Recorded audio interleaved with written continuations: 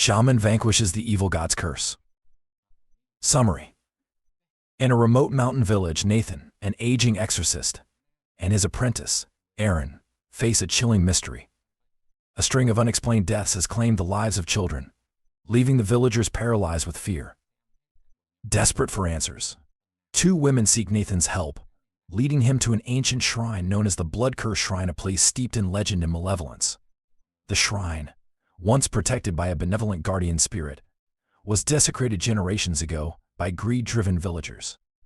Their betrayal transformed the spirit into a vengeful serpentine demon, unleashing a curse that has haunted the village ever since. Determined to break the cycle of death, Nathan and Aaron confront the demon in a harrowing battle of wit, courage, and supernatural power. As the serpent's tragic backstory is revealed, Nathan must decide between destruction and offering redemption. Together with Aaron, he ventures deep into the heart of darkness, risking their lives to end the curse. Their struggle is a chilling reminder of humanity's capacity for both greed and grace and the enduring consequences of ancestral sins. This is a haunting tale of sacrifice and redemption that lingers long after the final confrontation. Part 1. The Cry for Help. The flickering glow of a single oil lamp illuminated the cramped room where Nathan sat, his weathered hands nursing a chipped porcelain teacup. His eyes, sharp yet weary, scanned the smoky air as Aaron, his young apprentice, busied himself tidying the sparse wooden cabin. Outside, the whispering wind carried the faint rustle of leaves, a subtle reminder of the isolation they lived in atop the misty mountain. Nathan relished the solitude, but he had long accepted that peace was fleeting in his line of work. A sudden knock shattered the quiet. It was frantic, uneven, and desperate. Aaron froze mid-motion, the broom slipping from his grasp. Nathan placed the teacup down deliberately, his expression unchanging. "Answer it," he commanded, his voice steady but edged with caution. Aaron hesitated before unlatching the heavy wooden door. It creaked open, revealing two women. Their faces were pale, streaked with dirt and tears. One clutched a thin shawl around her shoulders, while the other's trembling hands gripped the doorway, as if she might collapse. "Please, Master Nathan," the first woman sobbed, falling to her knees. Her voice was raw, frayed from desperation. "You must help us. Our children. They're dying." Aaron's eyes widened. "Children," he whispered, glancing back at Nathan. Nathan stood slowly, his imposing frame casting a long shadow against the cabin's walls. He stepped toward the women, his face unreadable. "Tell me everything," he said, his tone firm yet not unkind. They spoke in frantic bursts, interrupting each other, their words tumbling over one another in a chaotic mix of grief and fear. 4 children in their village had died over the past 2 weeks. Each death was sudden, unexplainable. The children had gone to bed healthy, only to be found lifeless the next morning, their small bodies cold, their faces frozen in expressions of terror. "And it's not just the deaths," the second woman added, her voice shaking. "It's the feeling. At night, the air turns heavy. There are sounds, whispers, scratching, things moving in the dark." Aaron's hand hovered near the talisman he always carried around his neck. He had heard of such things before, but had never faced them. Beside him, Nathan listened silently, his eyes narrowing as he pieced together the fragments of their story. "Was anything disturbed recently?" Nathan asked. His voice cut through their panic like a knife, bringing a momentary silence. "Any graves, shrines, or sacred places?" The women exchanged uneasy glances. The first woman spoke again, her voice barely above a whisper. "There is. The old shrine in the forest. No one goes there. It's been abandoned for decades, but some of the men, they wanted to clear the land for farming. They said it was just a pile of old stones. They didn't think." Nathan's jaw tightened. They didn't think, but they've woken something. He turned to Aaron. "Get my bag." Aaron hesitated. "Master, do you really think now?" Aaron. Nathan's tone brooked no argument. As Aaron retrieved the tools of their trade, Nathan knelt before the women. "If you want my help, you need to tell me exactly where this shrine is and everything you know about it. Leave nothing out." The second woman nodded quickly, clutching a crumpled piece of paper from her pocket. This is the map. It's deep in the forest, near the river bend. They call it the Blood Curse Shrine. The name hung heavy in the air. Aaron's hand froze mid-motion as he laid Nathan's tools on the table. Blood Curse Shrine, he repeated, his voice tinged with unease. Why would they call it that? The first woman's lips quivered. They say it's where the spirits of those who were wronged linger. Angry spirits. Vengeful ones. But it's just an old tale. Isn't it? Nathan stood, slinging his bag over his shoulder. His eyes bore into hers, and for the first time, the weight of his gaze made her falter.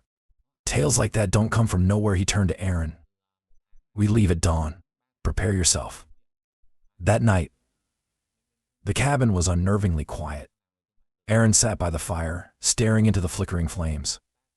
Master, he said softly, breaking the silence. Do you think it's really a curse? That it's spirits? Nathan's silhouette loomed near the window, his back to Aaron. He spoke without turning. What do you think? Aaron hesitated. I think there are things in this world we can't explain.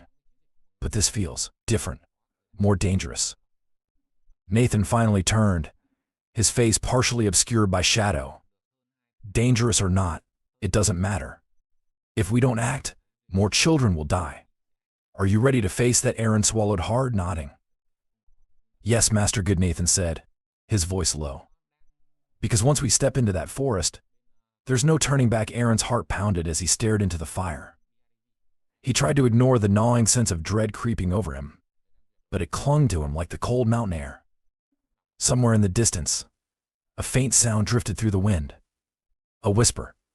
Or was it laughter? Aaron couldn't tell, but it chilled him to the bone. The hours until dawn passed slowly, filled with the uneasy silence of anticipation. Nathan spent the time preparing, carefully examining his talismans, incense, and ceremonial tools. He moved with the precision of someone who had done this countless times, yet there was an edge to his movements, a tension Aaron hadn't seen before. As the first light of morning broke over the horizon, Nathan and Aaron set out. The two women had returned to their village, leaving the cabin eerily quiet. Nathan led the way, his heavy boots crunching against the frost-covered ground.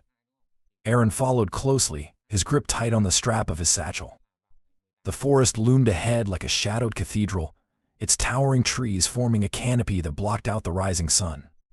As they entered, the air grew colder, heavier, almost suffocating. Each step felt like a descent into another world, one where the rules of the living no longer applied.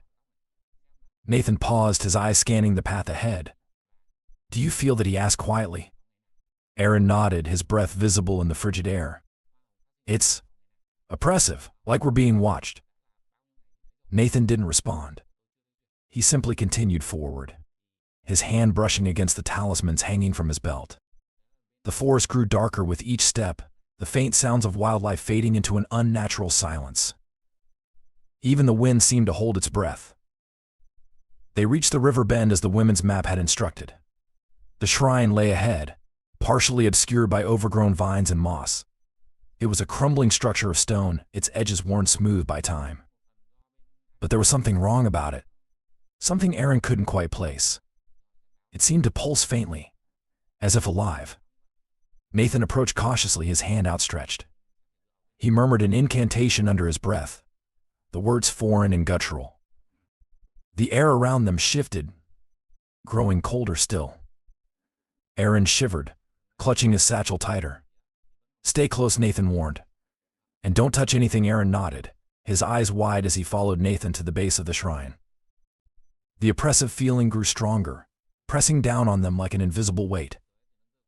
Aaron's breath came in short gasps, and his hands trembled despite his efforts to steady them. Nathan stopped suddenly, his gaze fixed on the ground. Aaron followed his eyes and felt his stomach drop. There, partially buried in the dirt, was a small shoe. It was worn and muddy, but unmistakably a child's. We're too late for one of them, Nathan said grimly, his voice barely audible. He knelt, picking up the shoe with a gentleness that seemed out of place in his rugged demeanor. But not for the others. Let's find out what we're dealing with. As Nathan began to chant, Aaron couldn't shake the feeling that they were being watched. He glanced around nervously, his eyes darting between the trees. And then he saw a shadow, impossibly tall and thin, standing just beyond the edge of the clearing. It didn't move, didn't breathe. It simply stood there, watching. Aaron's voice caught in his throat. Master Nathan didn't look up from his work. "Don't break the circle," he said firmly. "Whatever you see, stay where you are." Aaron nodded, though his legs felt like they might give out beneath him. The shadow remained, its presence more unnerving than any ghost or spirit he could have imagined. And as Nathan's chant grew louder, the shadow began to move. Closer. Part 2. The Legend of the Blood-Cursed Shrine. The shrine was no ordinary relic. Nathan had heard its name whispered before. The Blood-Cursed Shrine. It was a place steeped in a dark history, its story passed down in fragmented whispers among villagers too fearful to speak of it openly. As Nathan and Aaron stood in the dimly lit forest clearing, the crumbling stones of the shrine seemed to radiate a heavy, malevolent presence. Aaron's voice broke the silence, trembling with uncertainty. "Master, what exactly is this place? Why does it feel wrong?" Nathan's gaze never wavered from the shrine. "It's not just a place, Aaron. It's a wound. A scar left by betrayal and greed decades earlier. This very forest was home to a thriving community. The shrine, then pristine, was a sacred site where the villagers paid homage to a guardian spirit said to protect their land and bless their harvests. Offerings of food, incense, and hand-carved totems adorned the altar, a testament to the people's reverence. But prosperity bred arrogance. As the years passed, the villagers grew restless. They began to resent the offerings they made to the unseen spirit. Whispers of doubt spread like poison, and greed took root. One fateful night, a group of men, emboldened by drink and ambition, desecrated the shrine. They toppled the altar, looted its offerings, and carved into the land around it, searching for treasures they believed were hidden beneath. What they found instead was the curse. The guardian spirit, enraged by their betrayal, transformed into something dark and unrecognizable. The once protective entity became a harbinger of despair, unleashing its wrath on the villagers. Crops withered, livestock perished, and sickness swept through the community. Children were the first to die, their fragile bodies succumbing to an unseen force. The villagers, desperate and terrified, abandoned the forest, leaving the shrine to rot and its guardian to fester in its hatred. "So, it's real," Aaron whispered, his voice barely audible. He clutched the strap of his satchel as though it might shield him from the oppressive weight of the story. "The curse, the deaths, it's all real." Nathan nodded grimly. "These things don't just disappear. Pain, betrayal, they linger. They're woven into the fabric of a place, waiting to be woken." Aaron's eyes darted toward the shrine, its moss-covered stones appearing almost alive under the dappled sunlight. "And the children? The ones in the village? They're connected to this, it's likely," Nathan said. "When the shrine was desecrated, the spirit's rage wasn't just aimed at those men. It cursed the land, the bloodlines of everyone who betrayed it. Their descendants are still paying the price." Aaron's stomach churned. He thought of the grieving women, their tear-streaked faces etched with desperation. How could such a cruel punishment be justified? Nathan took a step closer to the shrine, his boots crunching against the frost-covered earth. He knelt and began to unpack his tools, talismans, incense sticks, and a small blade etched with protective runes. Aaron watched, his unease growing with each deliberate movement. "Master," he ventured, his voice hesitant, "shouldn't we warn the villagers? Tell them to leave?" Nathan shook his head. "And go where? This curse follows them. Distance won't break it. The only way to stop this is to confront it." Aaron's throat tightened. "Confront it, you mean?" The spirit Nathan didn't answer immediately. He lit a stick of incense, its acrid smoke curling upward in delicate spirals. "The spirit isn't what it once was. What we're facing is a shadow of its former self, a creature born of rage and pain. It won't listen to reason. It only knows vengeance." Aaron's pulse quickened. He had trained under Nathan for years, but nothing could have prepared him for this. What if it doesn't stop? What if it's too strong? Nathan turned to face his apprentice, his eyes steady and unyielding. Then we make sure it doesn't take anyone else. The hours slipped by as Nathan worked. He placed talismans around the shrine in a precise pattern, each one inscribed with protective sigils. Aaron followed his master's instructions, helping to prepare the ritual, though his hands trembled with every movement.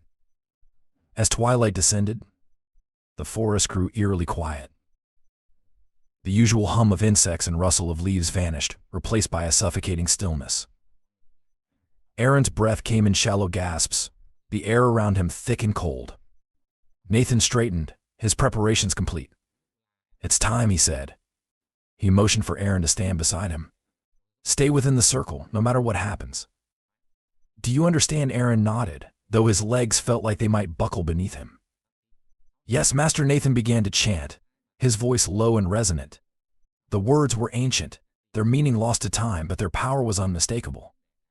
The air around the shrine seemed to vibrate, the oppressive energy coiling tighter with each passing second. Then, it began. A guttural growl echoed through the clearing, sending a jolt of terror down Aaron's spine. He turned toward the sound, his eyes widening as a shadow emerged from the trees. It was massive, its form shifting and undulating as though it were made of smoke. Two glowing eyes pierced the darkness, locking onto the shrine with a predatory intensity. Aaron stumbled back, his heart racing. Master Nathan didn't falter. He continued his chant, his voice rising above the growl. The talismans around the shrine began to glow faintly, their light pulsing in time with his words. The shadow creature let out a deafening roar, its form twisting unnaturally as it lunged toward the shrine. But as it crossed the boundary of the talismans, it recoiled violently, as though struck by an invisible force. Nathan's chant grew louder, his words like a hammer driving nails into the creature's essence. Aaron could feel the raw power of the ritual, but he could also feel the spirit's fury. It thrashed against the barrier, its form expanding and contracting in grotesque shapes. Aaron clutched his talisman tightly, his knuckles white. "Master, it's getting stronger." Nathan's eyes remained fixed on the creature. "So must we." "Focus, Aaron. Don't let it break you." As the battle between the spirit and Nathan's ritual intensified, Aaron couldn't help but feel the weight of the shrine's tragic history pressing down on him. This was no simple exorcism. It was a reckoning, a confrontation with the past and the pain that refused to be forgotten. And in that moment, Aaron realized the true cost of what they were trying to do. This wasn't just about saving the children. It was about redemption, about laying a tortured soul to rest. But at what price? Part 3. The Haunted Village. The village lay nestled in a shallow valley, surrounded by thick forests that seemed to close in like a watchful sentinel. As Nathan and Aaron approached, the air grew heavier, laden with a palpable tension that neither could ignore. The dirt path leading into the village was eerily quiet. Not even the chirping of birds or the rustle of leaves broke the silence. Aaron shifted uneasily, his eyes scanning the horizon.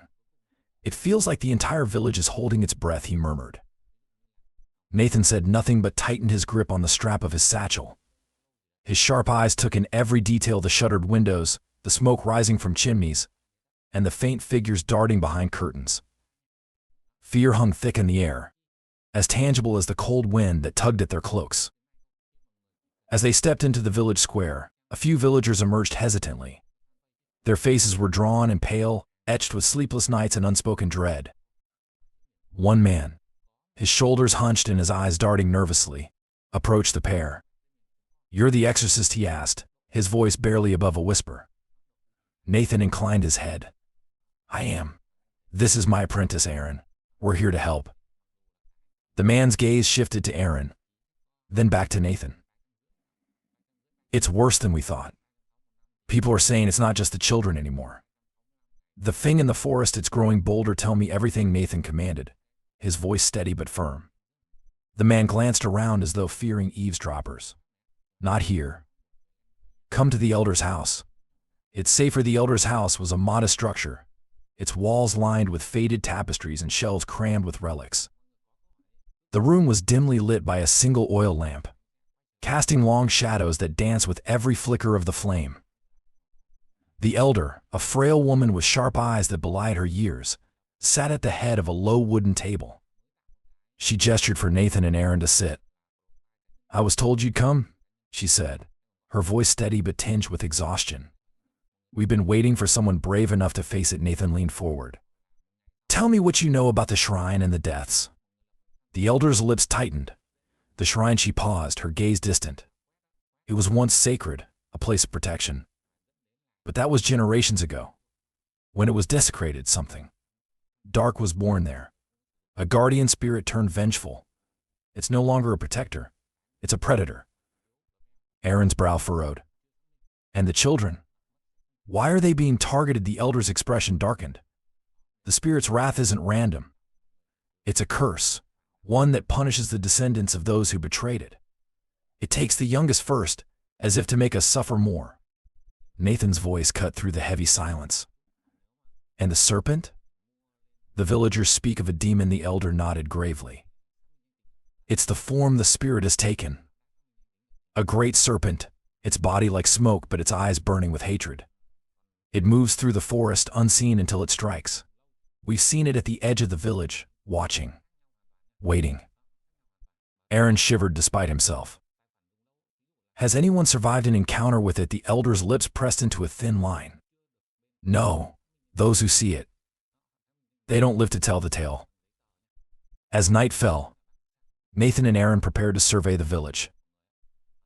They walked the narrow paths, their footsteps muffled by the damp earth. The villagers avoided them, slipping into their homes and locking their doors. Only a few brave souls lingered, their faces pale with unspoken fears. Aaron glanced at his master.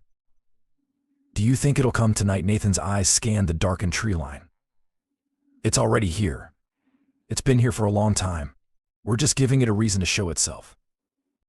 The apprentice swallowed hard but nodded. He clutched his talisman tightly, its edges digging into his palm. Hours passed, and the village remained still.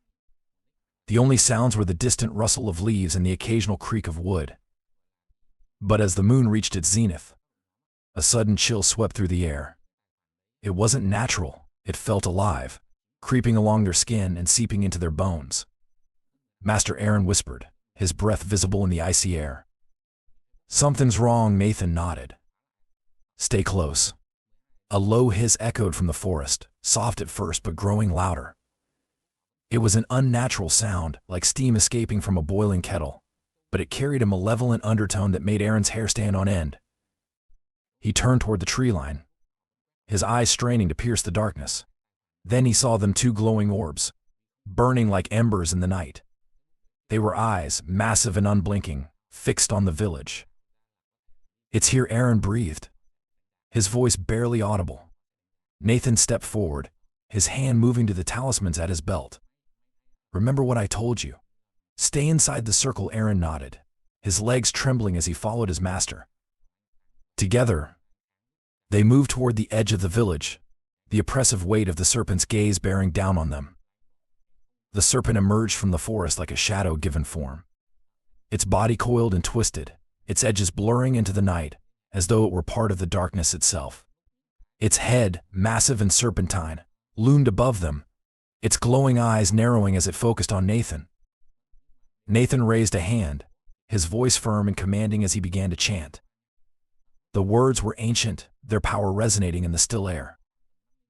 The serpent hissed, its body writhing, as though the chant caused it pain.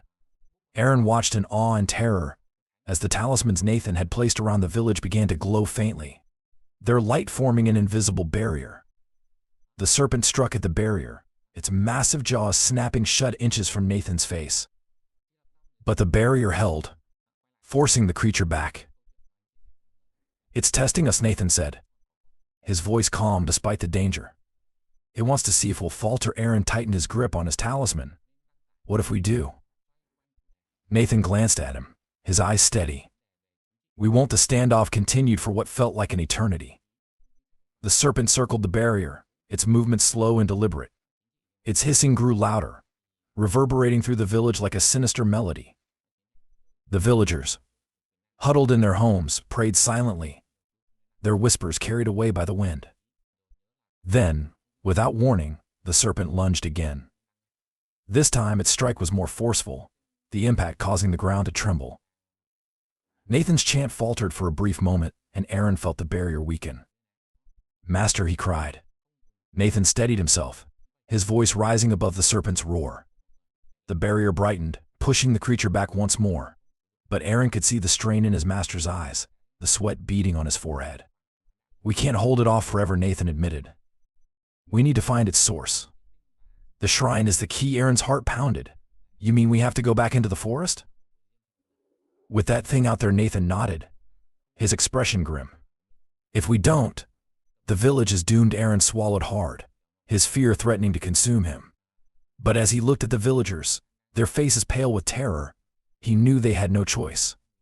"Let's end this," he said, his voice trembling but resolute. Nathan placed a hand on his shoulder, a rare gesture of reassurance. "Stay close, Aaron. We're walking into the serpent's lair now." Part 4. The Shrine's Secrets. The forest grew darker as Nathan and Aaron trudged toward the shrine. The oppressive silence weighed heavily on them, broken only by the crunch of leaves beneath their boots. The faint glow of their lantern cast long shadows on the twisted trees, which seemed to lean inward as though trying to block their path. Nathan's face was a mask of focus, his sharp eyes scanning every shadow. Aaron followed closely, clutching his talisman like a lifeline. Though he tried to keep his fear at bay, the suffocating tension gnawed at his resolve. "Master," Aaron whispered, breaking the silence. "What if? What if it's too late? What if the spirit can't be stopped?" Nathan glanced back, his expression unreadable. "It's never too late to try. The only way forward is to understand its pain. All curses are born from something, Aaron. This one is no different." Aaron swallowed hard, nodding. "But what if understanding isn't enough?" Nathan's gaze returned to the path ahead. "Then, we'll finish it another way." The shrine appeared suddenly, its decayed stones shrouded in shadow. Time had not been kind to the structure. Vines and moss had overrun the altar, and the carvings that once adorned it were now weathered and unrecognizable. Yet there was a strange energy in the air, an unnatural hum that seemed to emanate from the ground itself. Nathan knelt near the altar, his hand brushing against the cold stone. This place was sacred once, a beacon for those seeking protection. But now, it's tainted. Aaron's eyes darted nervously around the clearing. What could corrupt something like this? Nathan's fingers traced an ancient inscription, barely visible beneath the moss. "Greed," he said flatly. "Greed and betrayal." Decades ago, the shrine had been the heart of the village's faith. A guardian spirit resided here, watching over the people and their land. In return, the villagers offered tributes of food, handmade crafts, and prayers. For years, the harmony persisted, and the village thrived. But as prosperity grew, so did discontent. The younger generation began questioning the need for offerings to an unseen spirit. Whispers of pointless rituals spread through the village. Some began to see the shrine not as a source of protection, but as a vault of untapped wealth. One fateful night, a group of men, driven by greed and arrogance, desecrated the shrine. They toppled the altar, stole the offerings, and dug into the earth beneath it, hoping to uncover hidden treasures. What they unearthed was far from gold or jewels. The spirit, betrayed and enraged, manifested its fury. What had once been a benevolent guardian transformed into a vengeful entity. It unleashed a curse upon the village, targeting the descendants of those who had desecrated its home. The first to die were the children, their lives claimed as a cruel reminder of the betrayal. Aaron's voice trembled as he pieced together the story. So the children, the deaths, they're all because of this curse. Nathan nodded solemnly. The spirit's pain turned into hatred. It feeds on fear and despair, growing stronger with each generation. Aaron's fist clenched. But why not stop after the first generation? Why keep punishing the innocent? Nathan's expression darkened. Because curses don't reason. They persist until someone has the strength to break them. Nathan began unpacking his tools, talismans, incense, and a small ceremonial blade. Aaron watched as his master arranged them with meticulous care around the altar. "What are we doing?" Aaron asked, his voice barely above a whisper. "We're summoning it," Nathan replied without looking up. Aaron's stomach dropped. "Summoning it?" Here Nathan's gaze met his apprentice's. "If we're going to break this curse, we need to face the spirit directly. Running from it won't save anyone." Aaron hesitated, then nodded. His fear hadn't subsided, but he trusted Nathan. He always had. As Nathan lit the incense, the air in the clearing seemed to shift. The faint hum grew louder, resonating through their very bones. Shadows danced unnaturally around them, and the temperature plummeted. Nathan began to chant, his deep voice steady and commanding. The words were ancient, their meaning lost to time, but their power undeniable. The talismans around the altar began to glow faintly, their light pulsating with the rhythm of the chant. Aaron's breath caught as a figure began to materialize near the shrine. It was immense, its form shifting between smoke and flesh. A serpentine body coiled around the clearing, its scales shimmering like molten metal. Eyes like burning embers locked onto them, radiating malice. The guardian spirit, now a demon, had arrived. The serpent's voice echoed through the clearing, a guttural growl that made Aaron's knees weaken. "You dare disturb me," it hissed, its tone dripping with contempt. "You, who carry the blood of those who betrayed me," Nathan stepped forward, his voice unwavering. "We're here to end this. Your pain has festered long enough. Release the village from your wrath." The serpent's laughter was a haunting, otherworldly sound. "Release them? They abandoned me. They destroyed me. Why should I grant them mercy?" Aaron found his voice, though it shook. "Not everyone is guilty. The children. They're innocent." The serpent's eyes narrowed, its massive head lowering until it was mere inches from Aaron. "Innocent?" It snarled. "No one is innocent. Their blood carries the stain of betrayal. They are as guilty as their ancestors." Nathan interrupted. "You were wronged, but vengeance won't heal your wounds. Let us help you find peace." The serpent recoiled, its form twisting violently. "Peace? There is no peace for me. Only suffering. Only rage." Nathan's chant grew louder, the talismans glowing brighter. The serpent writhed, its body contorting as though trying to resist an unseen force. Aaron could feel the ground trembling beneath him, the air thick with the spirit's anguish. As the ritual reached its crescendo, Nathan's voice rang out over the chaos. "Release your hatred. Let go of the pain that binds you." The serpent let out a deafening roar, its body collapsing into a swirling mass of smoke. For a moment, the clearing was silent. Then, a faint light emerged from the altar, illuminating the carved symbols beneath the moss. Aaron watched in awe as the light grew, enveloping the clearing in a warm, golden glow. The oppressive energy lifted, replaced by a sense of calm. The serpent's voice echoed one final time, softer now, almost mournful. "Perhaps. It is time." With that, the spirit vanished, leaving only the faint glow of the altar as a reminder of what had transpired. Nathan exhaled deeply, his shoulders sagging with exhaustion. Aaron stepped forward, his voice barely audible. Did we do it?" Nathan nodded, though his eyes remained on the altar. "For now. But curses don't die easily. There may still be work to do." As they packed their tools and prepared to leave, Aaron couldn't shake the feeling that the forest was watching them. But for the first time since they arrived, it felt less like a predator and more like a guardian. Part 5. Confronting the demon. The cursed forest loomed around Nathan and Aaron like a living entity. The twisted trees, their bark darkened and gnarled, seemed to stretch toward them with claw-like branches. The dense mist that hung in the air muffled every sound, making their footsteps seem unnaturally loud. Each step deeper into the forest felt heavier, as though an unseen force were pressing against them. Nathan gripped his staff tightly, the sigils carved into its surface glowing faintly with protective energy. He began to chant, his voice low and deliberate. The ancient incantation filled the air, weaving an invisible barrier around them. Aaron followed closely, clutching a talisman in one hand and a lantern in the other. Despite his training, fear coursed through him, quickening his breath and tightening his chest. "Master," Aaron whispered, his voice trembling. "Do you feel it?" Nathan didn't stop chanting but gave a curt nod. The oppressive atmosphere was undeniable. A thick, malevolent energy that seemed to pulse from the heart of the forest. It wasn't just the weight of the curse, something was watching them. The path led them to a clearing where the trees parted to reveal the remnants of an ancient altar. The stones were cracked and overgrown with moss, but their arrangement still held a sinister symmetry. The air here was colder, biting through their cloaks and into their skin. Nathan halted, raising a hand to signal Aaron to stop.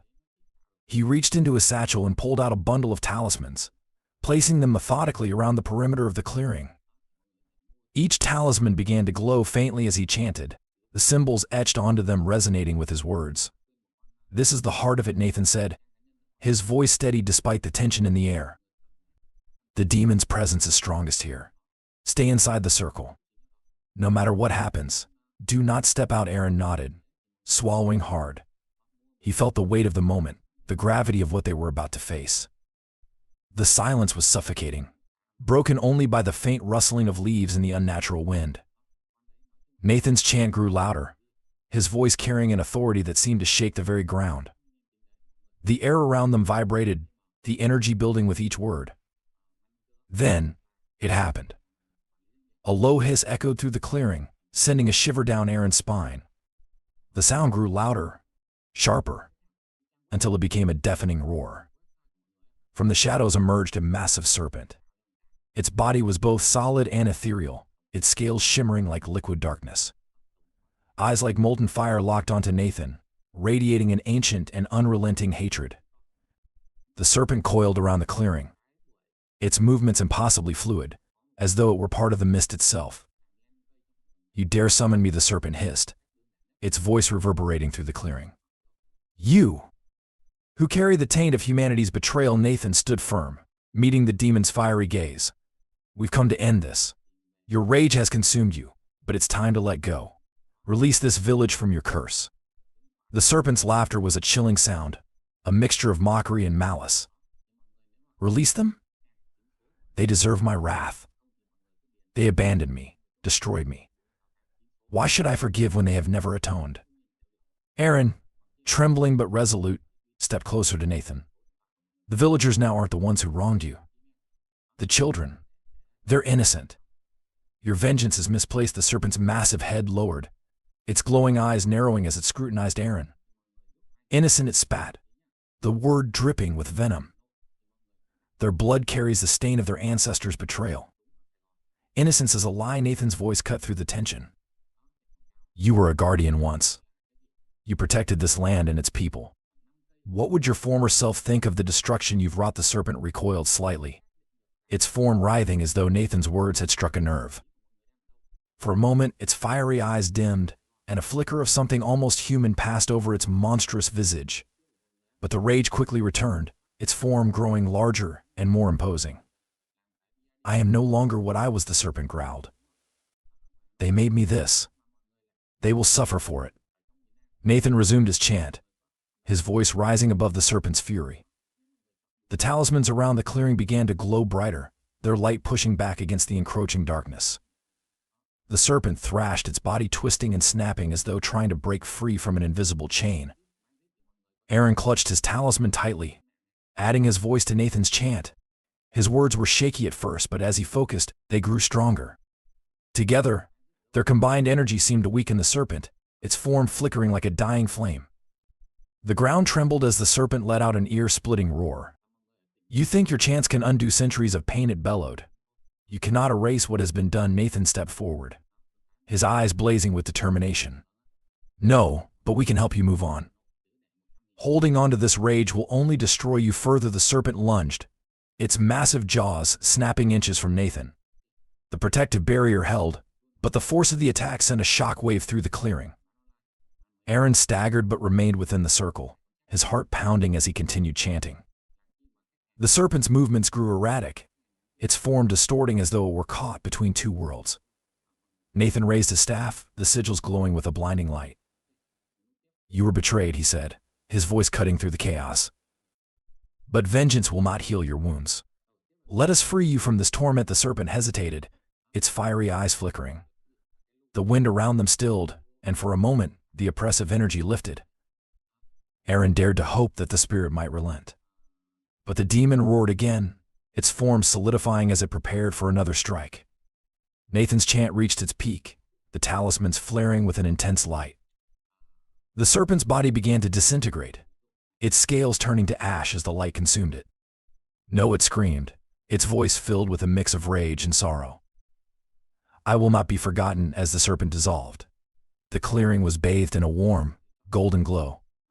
The oppressive energy vanished, replaced by a profound stillness.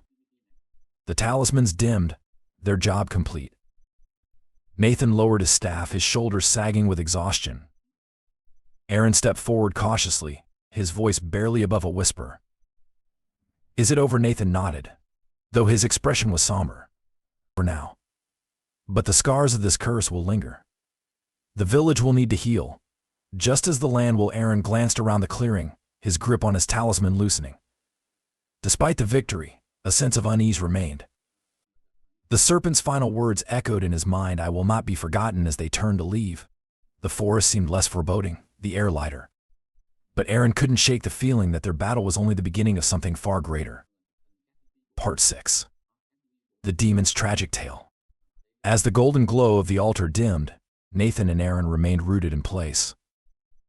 The oppressive silence that followed the serpent's disappearance was thick, as though the forest itself was catching its breath.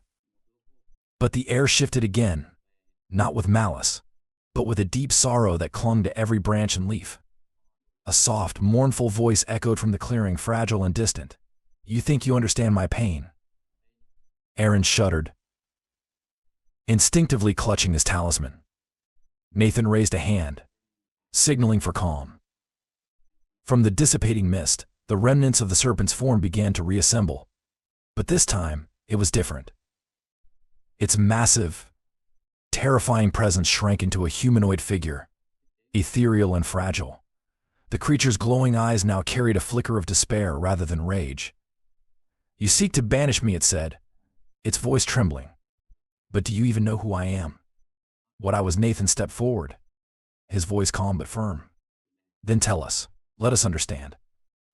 The figure stood motionless for a moment, its form wavering as though caught between existence and oblivion. Then, it spoke, its words heavy with anguish. "I was the guardian of this land, a protector bound by sacred oaths to watch over the people in the forest. For centuries they revered me. They offered tributes of food and gifts, honoring the bond between us. Their faith gave me strength, their belief my purpose." Aaron's gaze softened, his earlier fear giving way to curiosity. "What happened?" The spirit's form flickered, and its voice grew colder. "Greed." Their reverence turned to resentment. They questioned my existence, calling me a phantom, a relic of an old superstition. Their doubt poisoned our bond, but it was their betrayal that destroyed me. The air around them grew colder as the spirit's sorrow transformed into bitterness. It continued, its tone sharp and piercing. "One night, a group of men came to my shrine. They did not come to pray. They came to take. Believing treasure lay beneath my altar, they tore it apart. They shattered the stones, defiled the sacred carvings, and stole the offerings left by generations." Aaron's fist clenched. "They desecrated everything you stood for." The spirit's eyes flared briefly. "Yes, but that was not the end. When they found no gold, no jewels, they turned their blades on me. They sought to destroy even the memory of me." Nathan's voice was steady, though his expression betrayed his unease. "And you fought back?" The spirit's head tilted, its form shimmering with sorrow and rage. "I was bound by my oath. Even as they struck me down, I could not harm them. My purpose was to protect, not to destroy. But as my essence faded, their betrayal ignited something darker within me. A fragment of my soul twisted, fueled by anguish and hatred." The figure began to pace, its movements slow and deliberate, as if reliving the agony of its past. "I became something else. No longer a guardian, I was a shadow of vengeance. I cursed them and their descendants. The children of their bloodline would pay for their sins. They would know the pain of loss, the weight of despair, as I had." Aaron's voice cracked as he spoke. "But the children, they didn't do anything. They didn't deserve this." The spirit's fiery eyes bore into Aaron's, and for a moment its voice softened. You think I do not know that? Do you think I have not wept for them? My curse was not born of reason. It was born of pain. Nathan took a step closer, his staff glowing faintly. Then let us help you end this. Let go of your vengeance. Release yourself from this torment. The spirit recoiled slightly, its form flickering. And what will remain of me if I let go? I am bound to this curse. It is all that I am. Nathan's voice grew firmer, carrying a note of compassion. You were more than this curse once. You were a protector, a guardian.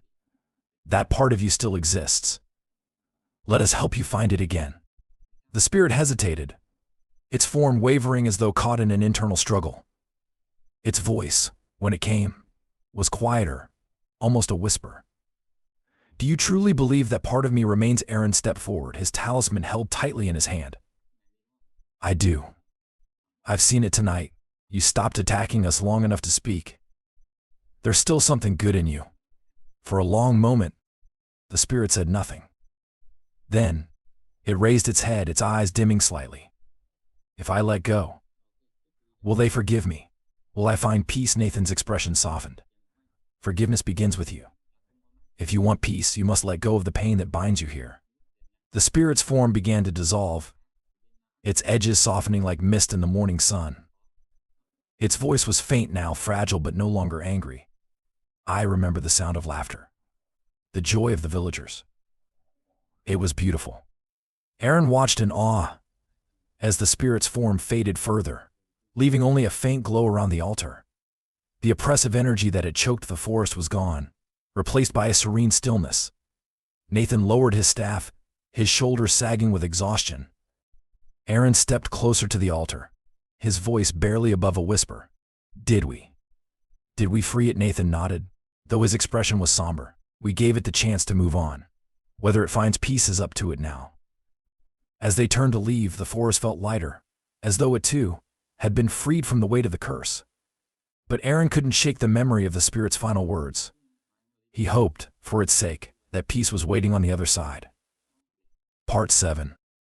The Battle of Redemption. The air in the forest was still, the silence thick with tension. Nathan and Aaron stood at the edge of the clearing, the remnants of the ancient shrine casting long shadows in the faint moonlight.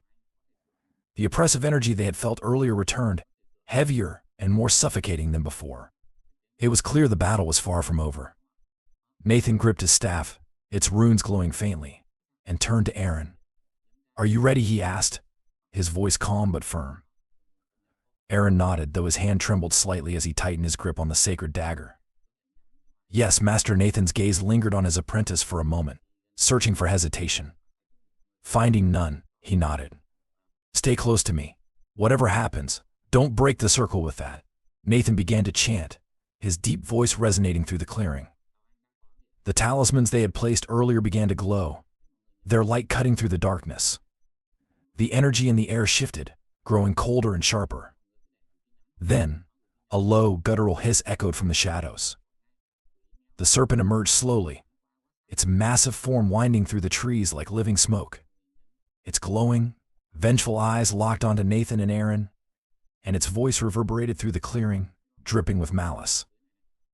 You dare return, it snarled. You think your feeble chants and trinkets can stop me? Nathan stepped forward, his staff raised.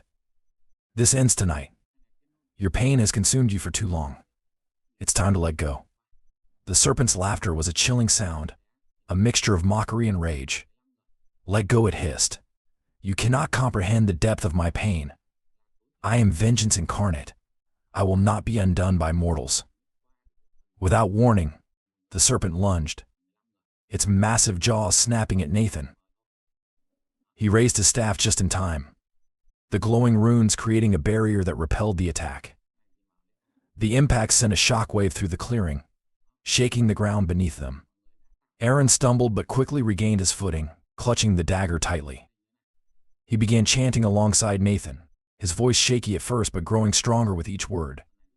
The combined power of their chants seemed to agitate the serpent, its form writhing and twisting, as though in pain. The talismans around the clearing flared brightly, their light forming an intricate web of protection. The serpent roared, its body slamming against the barrier in a fury. Each strike sent tremors through the ground, but the barrier held. "It's weakening," Aaron shouted over the din. Nathan nodded but didn't stop chanting. His focus was absolute, his voice unwavering. The serpent's movements grew more erratic, its form flickering as though it were struggling to maintain its shape. The serpent's eyes burned brighter, and it let out a deafening roar. "You think you can banish me?" it bellowed. "I am eternal. I am the embodiment of betrayal and anguish. You cannot destroy what I have become."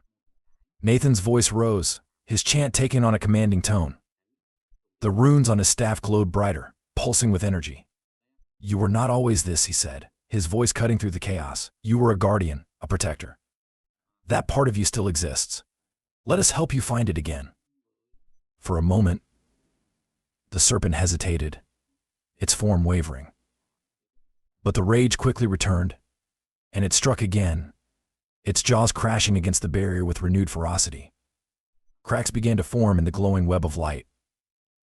Aaron's heart raced as he saw the barrier weakening. He glanced at Nathan, whose face was pale with strain. "Master, it's breaking," he cried. Nathan's eyes remained fixed on the serpent. "The dagger, Aaron," he said, his voice steady despite the danger. "The dagger is the key. When the moment comes, you must strike." Aaron's grip on the dagger tightened. The blade was etched with ancient runes, its edge glowing faintly with a divine energy. He took a deep breath, steeling himself for what was to come.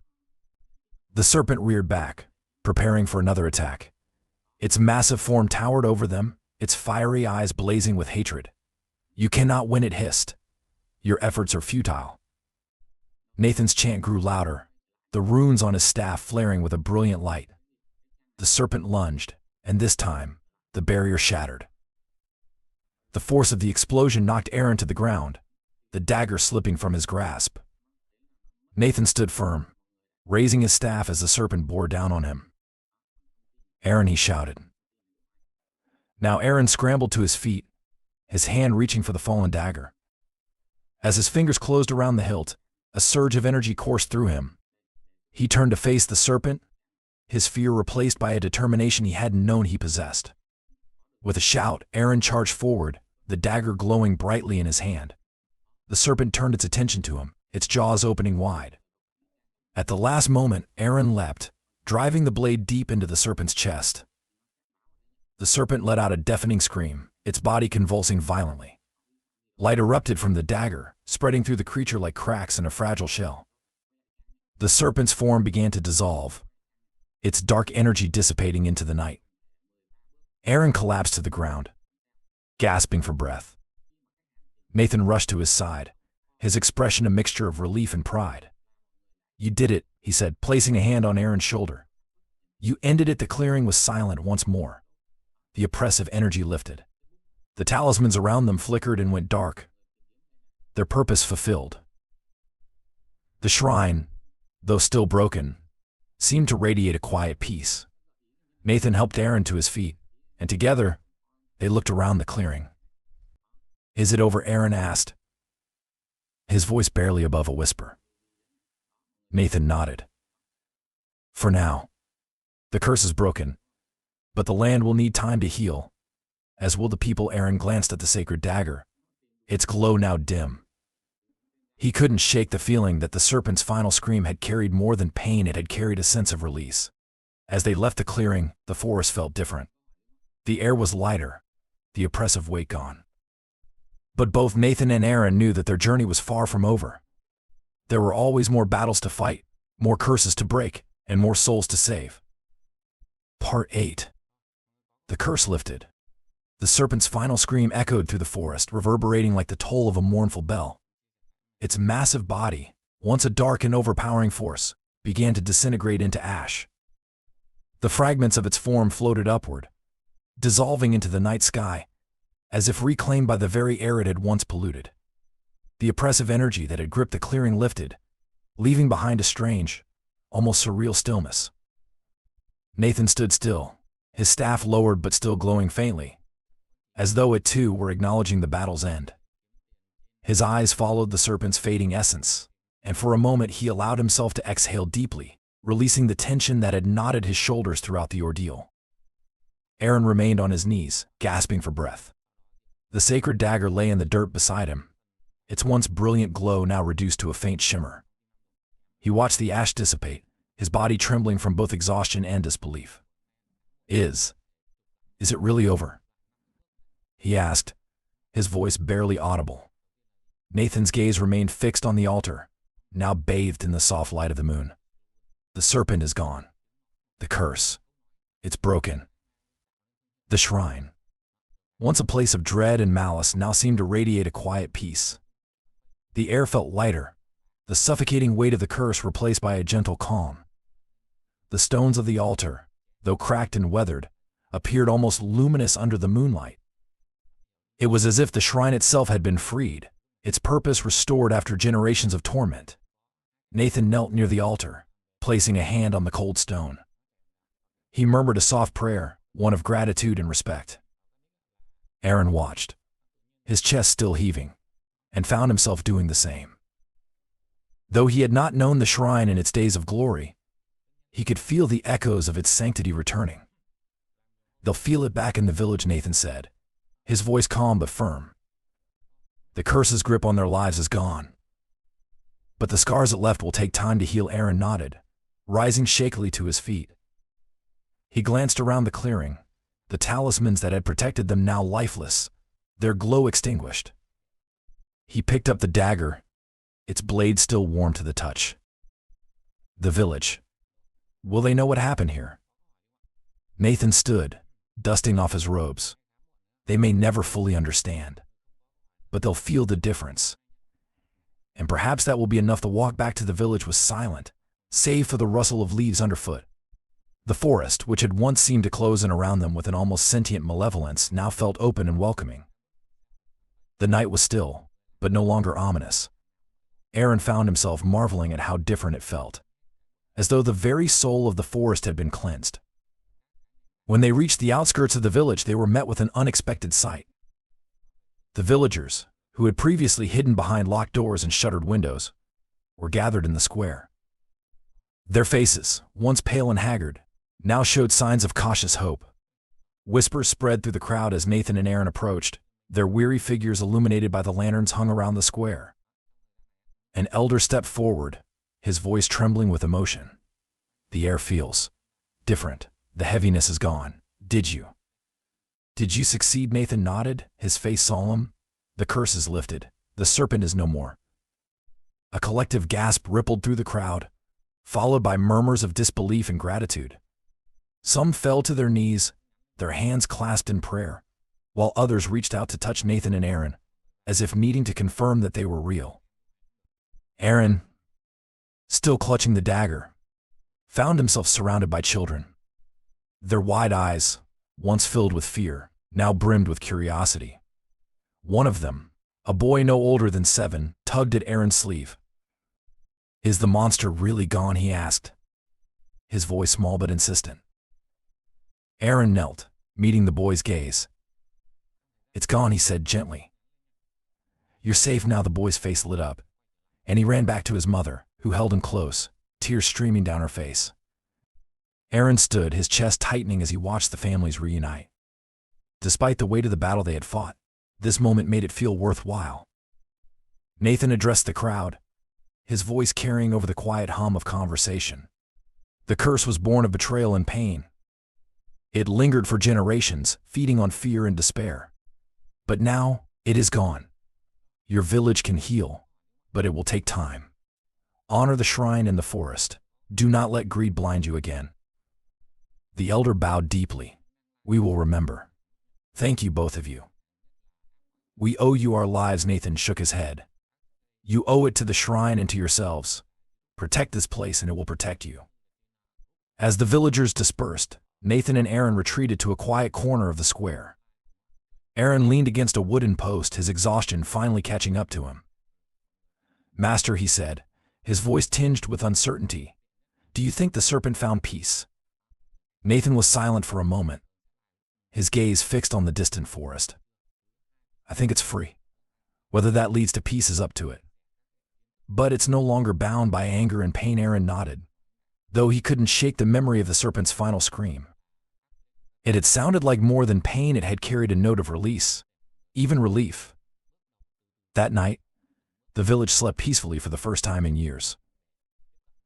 The oppressive presence that had haunted their lives was gone, and with it, the constant fear of death. In the morning, the sun rose over the valley, bathing the village in warm, golden light. The air was crisp and clear, carrying the scent of new beginnings.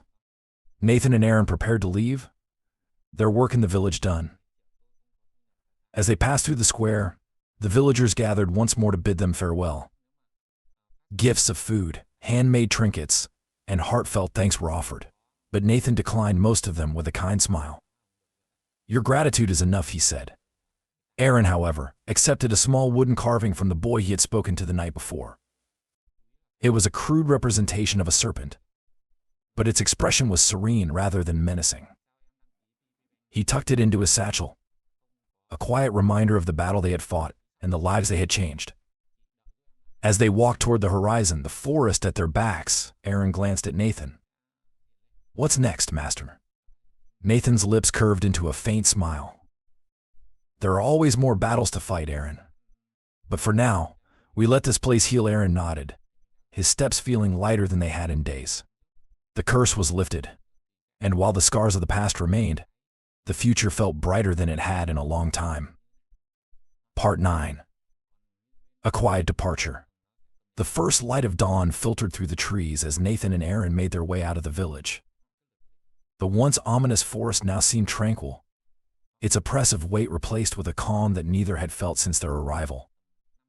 The path was quiet save for the soft crunch of leaves beneath their boots, and yet an unspoken heaviness lingered between them. Aaron glanced back at the village, its silhouette fading into the mist. The warmth of the villagers' gratitude still echoed in his mind, but so did the serpent's final, anguished cry. "Master," he began, his voice uncertain, "do you think the curse is truly gone?" Nathan, walking a step ahead, didn't answer immediately. He kept his gaze forward, his staff tapping rhythmically against the ground. Finally, he said, "The curse has been lifted. But scars remain, Aaron. Not just on the land or the people, but on the spirit itself." Aaron frowned. "The serpent. Do you think it's at peace now?" Nathan paused, turning to look at his apprentice. His expression was calm, but there was a weight behind his eyes. "Perhaps," he said. "But peace isn't something that's given, Aaron. It's something you have to find. Whether the serpent finds it or not is up to it now." The road stretched ahead, winding through rolling hills and dense woodlands. Aaron walked in silence, the events of the past few days replaying in his mind. The serpent's wrath, the villagers' despair, the battle at the shrine, each memory carried a weight that settled heavily on his shoulders. "Do you think darkness like that can ever truly be vanquished?" Aaron asked quietly, breaking the silence. Nathan's pace slowed, and he turned his gaze to the horizon. "Darkness doesn't disappear, Aaron. It changes form. Greed, pain, betrayal. They'll always exist, just as they always have. But so does hope. So does the will to fight back." Aaron's brow furrowed. "Then what's the point, if it never really ends?" Nathan stopped, placing a hand on Aaron's shoulder. "The point is to keep fighting. Not because we think we can rid the world of darkness, but because we can make it brighter for those who come after us. Every curse we break, every soul we save, it matters." Aaron nodded slowly, the words sinking in. For the first time since the battle, the weight on his chest seemed to ease. As they continued their journey, the landscape began to shift. The dense trees gave way to open fields, their golden grasses swaying gently in the morning breeze. The sun climbed higher, casting warm light over the land and chasing away the remnants of night. Aaron reached into his satchel, pulling out the small wooden carving the boy had given him. It was crude but lovingly made, a representation of the serpent with an expression that was oddly serene. He ran his fingers over the rough edges, a faint smile tugging at his lips. Nathan noticed the carving and raised an eyebrow. "A keepsake," Aaron nodded. "A reminder of what we did, of what we're trying to do." Nathan's lips curved into a faint smile. A good choice. But remember, Aaron, the work we do isn't about us. It's about those we leave behind. Aaron slipped the carving back into his satchel, his resolve hardening. I won't forget. By midday, they reached a crossroads. One path led to a distant town, its rooftops barely visible on the horizon. The other disappeared into the thick woods, a trail shrouded in shadow and mystery. Nathan stopped, his eyes scanning both routes. Which way? Aaron asked. Though he already knew the answer, Nathan pointed toward the woods. There's always another village, another curse. Someone will need us. Aaron hesitated, glancing toward the town. It would be easy to stop, to rest, to enjoy the comforts of civilization for a while. But as he looked back at Nathan, standing tall and unwavering, he knew there was no question of what they would do. Lead the way, Master Aaron said, falling into step beside him. The forest enveloped them once more, but it felt different this time. The shadows seemed less menacing, the air lighter. Aaron couldn't help but feel a sense of purpose growing within him, a flame rekindled by Nathan's words. As they walked, Nathan spoke, his tone reflective. You did well back there, Aaron. The dagger, the chance. You faced your fear and stood your ground. That's not something everyone can do. Aaron's cheeks flushed with pride, but he shook his head. I couldn't have done it without you, Nathan chuckled softly. Perhaps. But courage is something you have to find within yourself. Remember that. The hours passed and the sun began to dip toward the horizon, painting the sky in hues of orange and pink. As they set up camp for the night, Aaron found himself staring into the flames of their small fire. The warmth was comforting, but his thoughts remained on the serpent, the villagers, and the battles yet to come. Do you think we'll ever find a place to stop? He asked, breaking the silence. Nathan, sitting across from him, looked up from the blade he was sharpening. Maybe. Someday. But until then, we have work to do. Aaron nodded, the answer both daunting and reassuring. He leaned back against his pack, his eyes drifting to the stars above. The curse was lifted, the village saved, and for now that was enough. As sleep began to take hold, Aaron's mind drifted to the villagers, the gratitude in their faces, and the peace that had finally returned to their lives. He thought of the boy who had handed him the carving, and the way his mother had cried as she clutched him tightly. Despite all the pain and loss, the village would heal. The serpent's shadow had lifted, and hope had begun to take root. Nathan's voice broke through Aaron's half-conscious thoughts. Aaron, he said softly, his tone carrying a rare gentleness. You're becoming a fine exorcist. Don't forget that every step you take, every battle you fight, it all matters. Aaron didn't respond aloud, but his heart swelled with a quiet pride. He closed his eyes, the stars above fading from view as sleep claimed him. And as he drifted off, he held on to one unshakable truth: even in the darkest of places, there was always light to be found.